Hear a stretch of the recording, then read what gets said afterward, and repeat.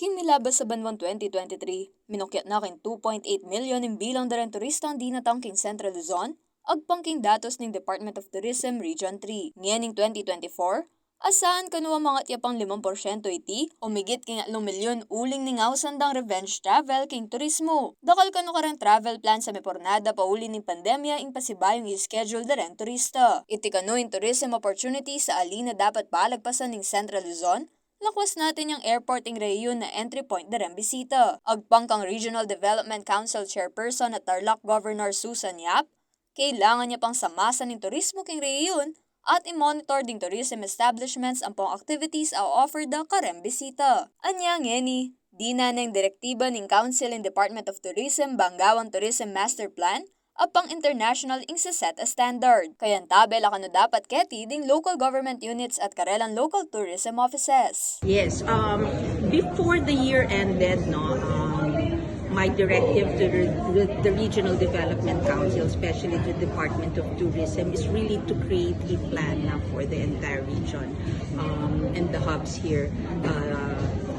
Kasi we just can't keep on promoting our regions and then our establishments are not ready for it. So we're on track on that. So DOT will be busily and the local government units will be busily monitoring resorts, restaurants, for food safety and everything. So it comes to par with international standards na. Kintarlak asasakupan ng Governor Yap, makasentro kanu king cultural and heritage tourism ing karelang plano pang turismo. Now what we're developing is the World War II, the happenings ng World War II. So we have the Bamban Museum. We're opening up the tunnels in Bamban, yung mga Japanese war tunnels, Kappa Shrine.